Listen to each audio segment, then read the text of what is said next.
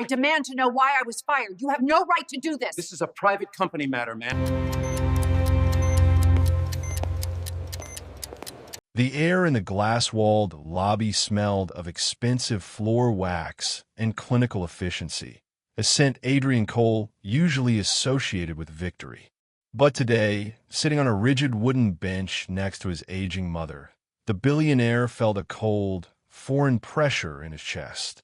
He had closed a $3 billion merger just an hour ago, yet Eleanor's fragile, paper-thin hand resting on his sleeve made him feel like a small boy caught in a lie. He glanced at his $50,000 watch, the blue light of his phone reflecting in his eyes, a digital tether to a world where time was money. Before he could offer another hollow excuse about his next meeting, Eleanor's gaze drifted past him and froze. Her hand tightened on his arm, her fingers trembling with a sudden, violent surge of emotion. Standing near a service elevator was Samuel Hargreaves, an elderly janitor in a faded gray uniform, his weathered hands gripping a mop handle. To Adrian, the man was just a silent fixture of the building, part of the overhead costs he optimized every quarter. But Eleanor looked at the janitor as if he were a long-lost king. Ignoring the ache in her knees, Eleanor slowly stood up. Her voice, usually a soft whisper, shook with a power that silenced the hum of the busy office. "Adrian," she breathed, tears clouding her eyes. "This is the man who held my hand when you were too busy to answer the phone." The words landed with a heavier impact than any market crash Adrian had ever survived. He felt the eyes of his staff, his subordinates, turn toward them, but for the first time in his career, Adrian felt completely invisible. He looked at Samuel, really looked at him, and saw the quiet strength in the man's eyes. The kind of strength that doesn't come from owning a building, but from standing in the dark with someone who is afraid. "I was just doing my job, ma'am," Samuel said softly, his voice echoing in the sterile hallway. "No," Eleanor countered, her hand reaching for the janitor's rough, calloused palm. "Holding a dying woman's hope is not a job description. It is a sacrifice." Adrian's mind raced back to the elite nursing facility he had handpicked, the one he thought was the best of everything because of the price tag. He remembered the missed calls, the urgent international flights, and the months he traded for a legacy that now felt like a wall of cold stone. He had built an empire, but standing in this hallway, he realized he was the only one in the room who was truly poor. He tried to speak, to offer a rationalization, but the CEO in him had vanished, leaving only his son staring at the space he had left empty in his own mother's life. Eleanor's grip on Adrian's arm was no longer the frail anchor of a dependent mother. It was the sharp, insistent pull of a woman who had finally found a witness to her truth. Her eyes, once clouded by the soft resignation of age, now burned with a terrifying clarity as they remained locked on the man, standing by the service elevator. Samuel Hargreaves did not move with the hurried, calculated pace of the executives currently rushing through the lobby. He stood still, his hands folded over the top of his mop handle, his shoulders draped in a quiet dignity that seemed to push back against the cold, clinical air of the coal building. Adrian felt the silence stretching between them, a jagged thing that cut through his corporate composure. He looked from his mother's trembling lips to the janitor's weathered face, searching for a logical thread that could connect a billionaire's mother to a man who lived in the margins of his payroll. To Adrian, the staff was a collective unit of productivity, a line item on a ledger he reviewed from 40 floors up. But as he watched Samuel, he noticed the way the older man lowered his gaze, not out of subservience, but out of a deep, sorrowful respect. It was the look of someone who shared a secret that Adrian was not yet privileged to hear. Eleanor's breath hitched, a small, wet sound that echoed in the vast lobby. She took a tentative step forward, her legs unsteady, forcing Adrian to move with her or let her fall. As they drew closer to the janitor, the scent of the office's expensive perfumes faded, replaced by the sharp, honest smell of floor wax and tired iron. Samuel finally looked up, his eyes meeting Eleanor's with a warmth that felt like an intrusion in this sterile place. There was a history in that glance, a phantom language of long nights and whispered fears that Adrian realized he had never been part of. The billionaire's hand reached for his phone by instinct, a desperate attempt to find a distraction or a way to regain control. But Eleanor caught his wrist with surprising strength. She didn't look at him. She kept her eyes on the janitor, her thumb tracing the rough fabric of Samuel's sleeve as if confirming he was real. Adrian realized then that this was not a chance encounter. It was a collision. The shadow of the man he had ignored for years was suddenly casting a long, dark light over the empire he had built. And for the first time, Adrian was afraid of what that light would reveal. Eleanor stood before the janitor, her fragile frame vibrating with a strange, newfound strength that seemed to draw the very air out of the room. Adrian watched, his heart hammering against his ribs like a trapped bird, as his mother reached out and took Samuel's calloused hand in hers. It was a gesture of intimacy so profound, so natural, that it made every expensive gift Adrian had ever bought her feel like a pile of cold, lifeless stones. He felt like a ghost in his own lobby, a man who owned the ceiling and the floor, but possessed none of the space between them. "Eleanor," Adrian started, his voice cracking, "I don't understand. Why is this man?" "This man," Eleanor interrupted, her voice gaining a sharp, crystalline edge that cut through his protest, "is the reason I survived the nights when the darkness felt like it was swallowing me whole." She looked at Adrian then, her eyes swimming with a grief that no amount of his money could ever drown. "While you were signing contracts in London and flying to Tokyo to buy things you didn't need, Samuel was sitting in a plastic chair by my bed." The words were a physical blow, more devastating than any corporate betrayal Adrian had ever endured. He looked at Samuel, who stood there with a look of quiet, dignified wisdom, refusing to look away. The janitor's presence was a living indictment of everything Adrian had prioritized. He held my hand. "Adrian," she whispered, her voice breaking into 1,000 jagged pieces. He didn't check a watch. He didn't answer a phone. He just stayed. She squeezed Samuel's hand tighter, as if the man were the only thing keeping her tethered to the earth. "He told me about the stars, about the way the wind sounds in the trees back home. Things you forgot the moment you learned how to count billions." Adrian tried to speak, to mention the private nurses he had paid for, the 5-star amenities of the facility, the elite doctors on call. But the words died in his throat. He realized in that agonizing moment that he had spent his life building a kingdom of stuff while leaving his mother to wander a desert of loneliness. He had provided for her survival, but Samuel had provided for her soul. As the staff looked on in stunned silence, the billionaire felt the walls of his empire beginning to crack, realizing that the most valuable thing he possessed was the one thing he had never given her: his time. Adrian stood paralyzed in the center of the lobby, the cold blue light of the digital ticker above him suddenly feeling like a spotlight on his failures. As Eleanor's accusation hung in the air, the polished marble beneath his feet seemed to dissolve into a memory of a Tuesday 3 months ago. He had been in this very building, his ears filled with the roar of a deal about to close, when his assistant had signaled that his mother was on the private line. He remembered the feeling of the heavy, obsidian phone in his hand, not as a tool for connection, but as a barrier to it. "Tell her I'm in a closed-door session with the board," he had whispered, his eyes never leaving the flickering stock prices on his monitor. He had told himself it was a necessary sacrifice for her comfort, that the empire he was expanding was the only way to ensure she never lacked for anything. But now, standing before Samuel, he realized that he had been trading moments of her life for digits on a screen. He remembered the text messages he had ghosted, the urgent international flights to Dubai and Zurich that he had used as shields, and the way he had convinced himself that a bouquet of $500 lilies sent by a secretary was a substitute for a phone call.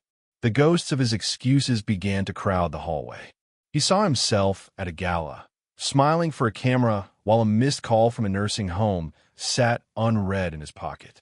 He recalled the mental script he practiced. "I'm building this for us, Mom. Just one more month." But months had turned into a season, and the season had turned into a distance that no private jet could bridge. He had treated his mother like a legacy project, something to be funded and managed rather than a person to be held. He looked at his hands, the skin smooth and untouched by labor, and then at Samuel's, which were stained by the work of caring when Adrian had defaulted on his emotional debt.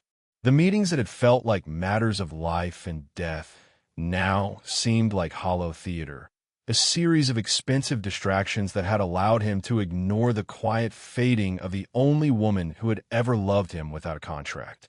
For years, he had been a master of negotiation, but in the silence of his mother's gaze, Adrian realized he had negotiated away the only thing that actually mattered. Samuel tightened his grip on the mop handle, his knuckles white against the weathered wood, as if drawing strength from the tool of his humble trade. He looked at Adrian, his eyes no longer averted, but filled with a heavy, quiet truth that made the billionaire's expensive suit feel like a flimsy shroud. "The nights were the hardest, Mr. Cole," Samuel began, his voice rasping softly, cutting through the hum of the lobby's air filtration. "When the sun went down and the staff changed shifts, the facility became very quiet, the kind of silence that makes a person feel like they've already been forgotten by the world." Adrian watched a muscle twitch in the janitor's jaw. He pictured the elite suite he had paid for, with its automated lights and silk wallpaper, realizing now it was just a gilded cage. "Your mother would sit by that large garden window," Samuel continued, watching the headlights of cars turn into the driveway. Every single time a car slowed down, her breath would catch. She'd straighten her sweater and fix her hair, convinced that this time it was you. The image of his mother waiting in the dark, dressing up for a ghost, hit Adrian with the force of a physical blow. He remembered the nights he had spent in high-rise restaurants, celebrating deals while his mother was counting the passing lights of strangers. "The lights in the hallway would dim for the night," Samuel whispered, his gaze drifting to Eleanor, who was still holding his calloused hand. "That's when the fear would set in, the fear that she'd stop breathing in her sleep and no one who knew her name would be there to notice. I started staying late, pretending I had extra floors to wax, just so I could sit in the shadow of her doorway." Samuel's voice trembled slightly as he looked back at Adrian. "I wasn't a billionaire, and I couldn't buy her the diamonds you sent, but I could tell her that the morning would come soon. I could hold her hand so she knew she wasn't alone in the dark." Adrian's throat tightened, the weight in his chest becoming an unbearable anchor. He looked at the sterile, bright lights of his own lobby and realized they were blinding him to the shadows he had left his mother in. He had traded his presence for a paycheck, assuming that as long as the lights were on, she was fine. But Samuel had seen the truth, that a heart can break just as easily in a room full of luxury as it can in a gutter, if there is no love there to keep the darkness at bay. Samuel reached into the deep pocket of his work trousers and pulled out a small, folded piece of stationery, its edges yellowed and softened by the oil of his hands. He held it toward Adrian with a hesitant reverence, as if the paper itself were made of glass. "There is something else you need to know, Mr. Cole," Samuel said, his voice dropping to a gravelly hum. "She didn't just wait for you. She defended you." Adrian took the letter, the paper feeling unnervingly light against his heavy, shaking fingers. As he unfolded it, he recognized his mother's elegant, cursive script, now slightly jagged, a map of the tremors in her aging hands. He expected to find a list of grievances or a plea for his attention, but as his eyes scanned the lines, the air seemed to vanish from the lobby. Eleanor hadn't written about her loneliness or the cold walls of the facility. She had written about her own perceived failures as a mother. "She used to tell the other residents that you were a hero," Samuel whispered, watching Adrian's face shatter. But when the door was closed and the lights were low, she would sit with me and wonder where she went wrong. She told me that if you didn't have time for her, it must be because she hadn't taught you how to love. She blamed herself for your coldness, Mr. Cole. She thought your ambition was a wall she had built by mistake. Adrian's breath hitched as a single, hot tear trailed down his cheek, landing on the paper like a stain of regret. The letter was a confession of a woman who was still trying to shield her child, even from his own shadow. Eleanor had spent her silent nights convincing herself that his neglect was her fault, an echo of some imaginary flaw in her parenting, rather than the simple, brutal truth of his own ego. She had protected his reputation to the very end, painting his absence as the noble burden of a great man. While in the dark, she wept because she thought she had raised a son with a heart made of the same steel as his buildings. He looked up at his mother, who was watching him with a gaze so pure it felt like a physical weight on his soul. She wasn't angry. She was still trying to find a way to apologize for the pain he was causing her. The billion-dollar mergers, the accolades, and the glass empires suddenly felt like a mountain of ash. Adrian realized that while he had been playing the role of the Titan, his mother had been suffering under the weight of a lie she created just to keep loving him. He wasn't the hero of her stories.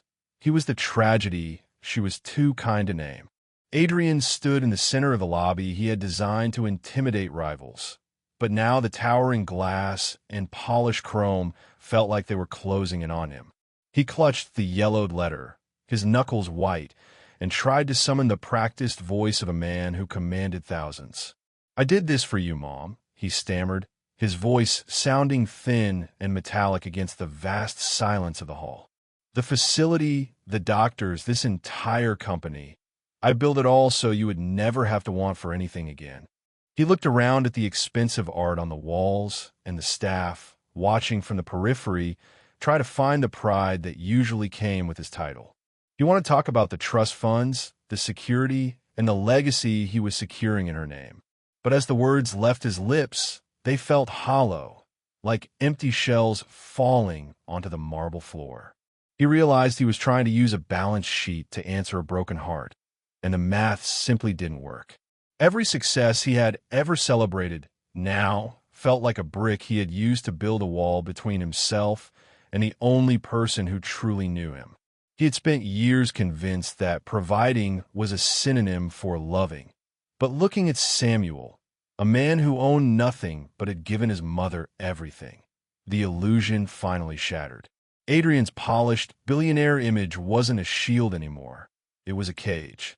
He saw his reflection in the dark glass of the service elevator, a man who had traded his soul for a view from the top, only to realize he was standing there entirely alone. The excuses that had sustained him for months died in his throat, replaced by a suffocating weight of regret that his money could never buy its way out of. The silence of the lobby grew heavy as the realization began to sink in, deeper and more painful than any market loss Adrian had ever endured. He looked at the sterile, gold-leafed surroundings of his office, and then back at the letter in his hand, seeing the elite life he had constructed for his mother through a new, devastating lens. For years, he had touted the high-tech nursing facility as a trophy of his success, a testament to his status as a good provider who spared no expense. Now, the truth stripped away his pride. That facility hadn't been a gift to her. It had been a gift to himself. It was the premium price he had paid to outsource his own conscience. By placing her in a world of silk wallpaper and automated care, he hadn't been securing her comfort. He had been purchasing his own freedom from the messiness of aging, the inconvenience of grief, and the weight of her gaze. The best of everything was simply a high-priced wall he had built to hide behind, a way to convince himself that as long as the checks were cleared, his debt to her was paid. He looked at Samuel, whose gray uniform was stained with the honest work of companionship, and felt a crushing sense of bankruptcy. Adrian had sent diamonds while Samuel had given his presents. Adrian had wired money through numbers while Samuel had paid with time and patience. He saw clearly now that his provision was actually a form of abandonment disguised as luxury.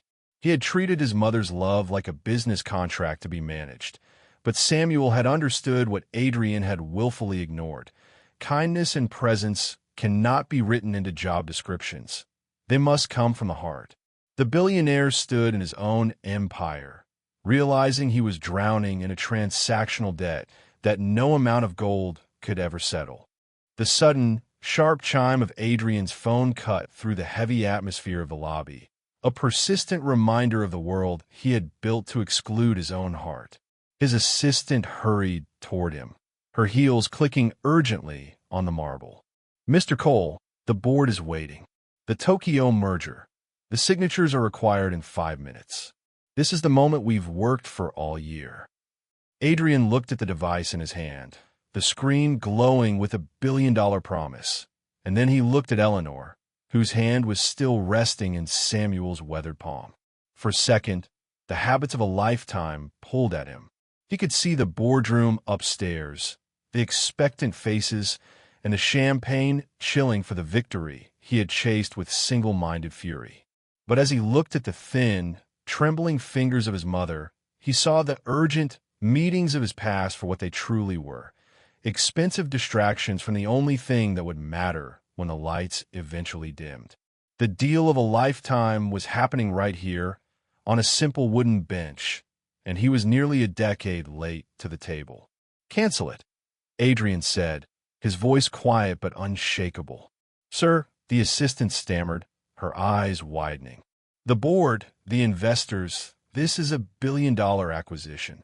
"Cancel all of it," Adrian repeated, finally switching the phone off and watching the screen go black.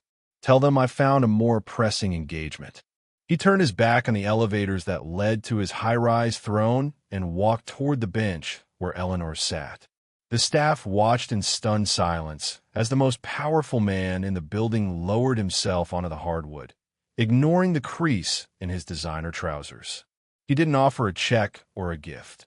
He simply reached out and took his mother's other hand, pulling his chair and his life closer to her.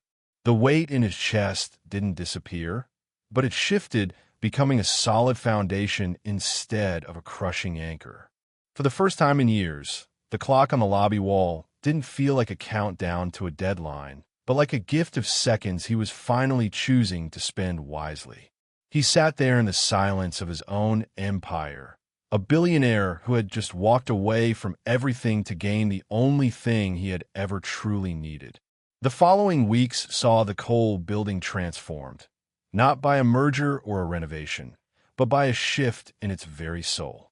Adrian did not return to the boardroom to sign away more of his life. Instead, he spent those days supervising the move that should have happened years ago.